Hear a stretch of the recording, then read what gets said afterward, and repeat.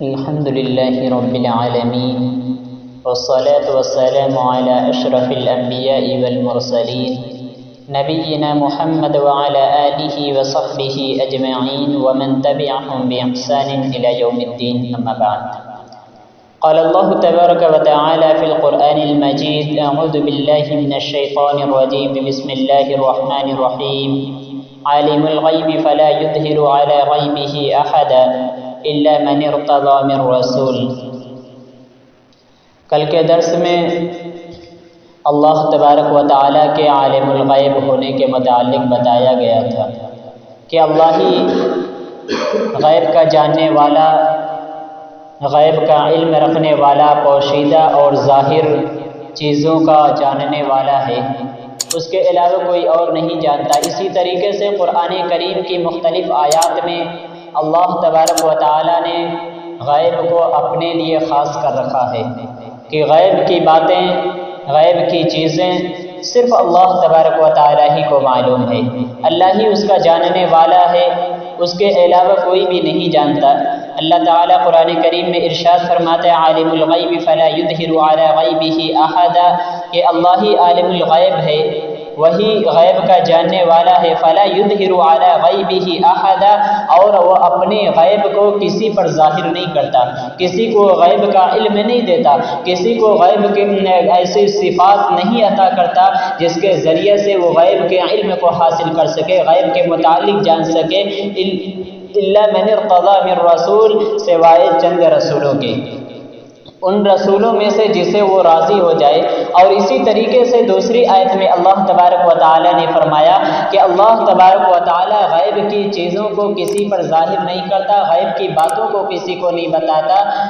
لیکن جب کسی رسولوں سے وہ راضی ہوتا ہے تو ان سے غیب کی کچھ باتوں کو، ان کے غیب کی کچھ باتوں کو ان پر ظاہر کر دیتا ہے. یعنی اللہ تبارک و تعالیٰ انہیں غیب کا علم نہیں دیتا، بلکہ غیب کی جو باتیں ہوتی ہیں، جو پوشیدہ اور چھپی ہوئی ہوتی ہیں، ان باتوں میں سے چند باتوں کو اللہ تبارک و تعالیٰ بتا دیتا ہے. جیسا کہ ہم سے پہلے بہت سے واقعات پیش آئے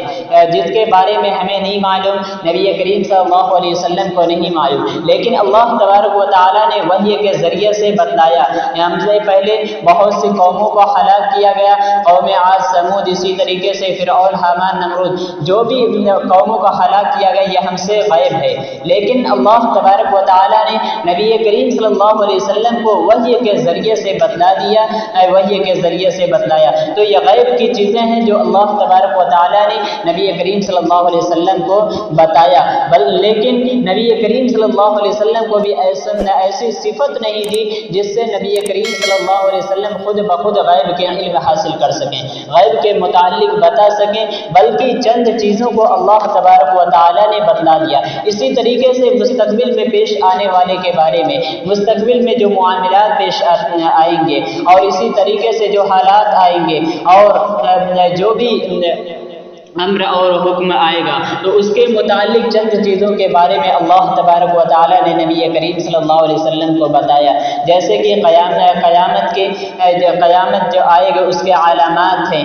یاجوج ماجوج، اسی طریقے سے عیسیٰ علیہ السلام کا آنا، اسی طریقے سے بہت سی چیزوں کے بارے میں اللہ تبارک و تعالیٰ نے وحی کے ذریعے سے نبی کریم صلی اللہ علیہ وسلم کو بتلا دیا. لیکن اسی کے بعد بہت سے مختلف آیات میں اللہ تبارک و تعالیٰ نے خود نبی کریم صلی اللہ علیہ وسلم کے ذریعے سے کہلا دیا کہ آپ کہہ دیجئے کہ غیب کے علم کو اللہ تبارک و تعالیٰ کے علاوہ کوئی نہیں جانتا. قل انما الغیب للہ، کہہ دیجئے کہ غیب کا علم صرف اللہ تبارک و تعالیٰ کے لیے ہے. یعنی کہ اللہ تبارک و تعالیٰ نے غیب کا علم کسی کو نہیں دیا، بلکہ رسولوں میں سے جسے اللہ راضی ہوتا ہے غیب کی کچھ باتوں کو ان پر ظاہر کر دیتا ہے، غیب کی باتوں کو بتا دیتا ہے. اور غیب یہ ہوتا ہے کہ ایک انسان کے اندر وہ جوہر، وہ صفت ہو کہ وہ کسی چیز کا خود